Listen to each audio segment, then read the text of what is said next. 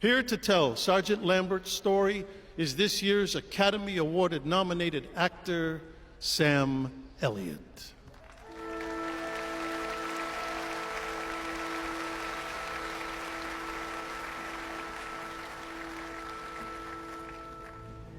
We were headed to Omaha Beach, and I was glad. After all the fighting in Africa and Sicily, I just wanted to get this war over with. It was daylight on the 6th. I went up on deck and found my brother Bill there. We talked about our chances and what our parents would think. About 6 a.m., the signal came to go to stations. My brother and I promised whoever survived would take care of the other's family. And we shook hands and went our separate ways. I climbed down the nets and got into the Higgins boat with my unit. On the way in, we could hear the battleships firing and see the big shells landing ahead of us. Guys were getting sick and vomiting from the choppy water and the diesel fumes. As we got in closer, the Germans had a bird's eye view of us coming in. We picked up machine gun fire. The bullets clanged against the metal ramp of the boat like hail. Then the big 88s on the hill opened up. Every time a shell whistled overhead, all you could hear was the sound of a banshee screaming. Boats around us were burning. I saw men on fire. Even their shoes were on fire. Dead and wounded were floating in the water. We had orders not to stop and pick anyone up. I told my men, when the ramp drops, hit the water hard and keep as low as you can to dodge the bullets. We sank up over our heads. That was the last time I saw most of them.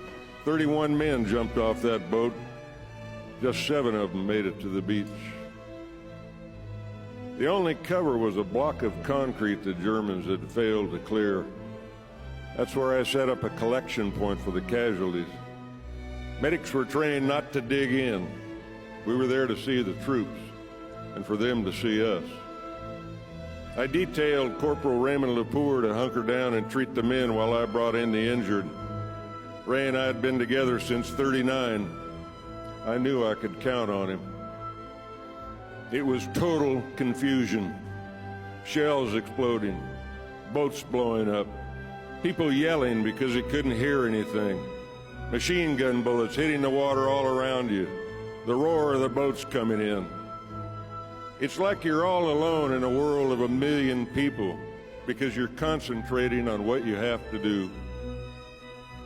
Hadn't gone far when I felt a bullet go through my right arm. I just kept going.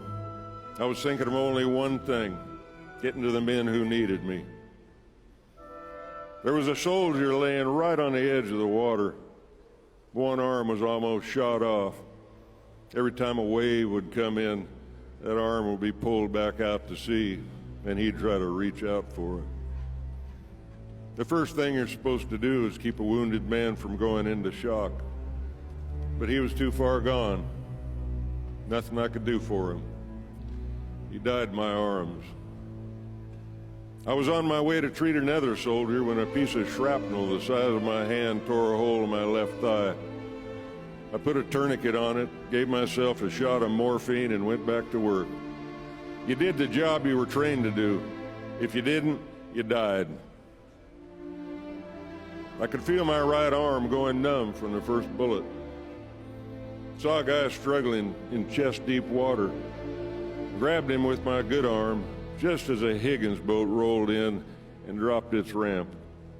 The ramp hit me right in the back, crushed 2 vertebrae, and pushed us both to the bottom. That's when I started talking to the one guy I knew could help me. I said, God, I've asked you many times, but just give me another chance.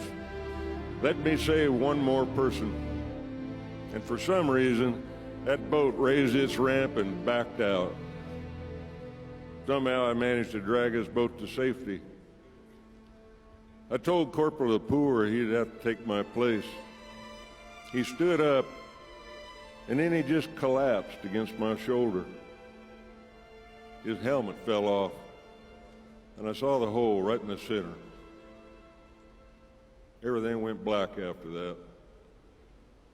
The next thing I knew, I was on a boat going back to England. A Navy doctor looked at my dog tags and he told me, "We have another Lambert here." My brother's Bill's stretcher was put right next to mine on the dock at Weymouth. He'd been on the beach with G Company. We went to the hospital in the same ambulance. When I woke up, he was on the cot next to me. He looked over and said, "What are you doing here?" "Same thing you are," I told him. And he said, "Oh God, now what's Mother gonna think?"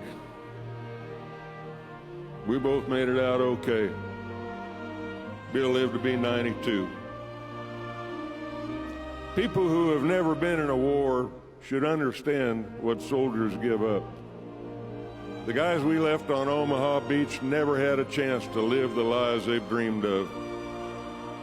Day hasn't gone by when I haven't prayed for the men we lost and their families. I still wake up at night sometimes thinking about the guys. Every man that walked into those machine guns and that artillery fire on Omaha Beach that day, every man was a hero. What kind of person would I be if I didn't tell their stories?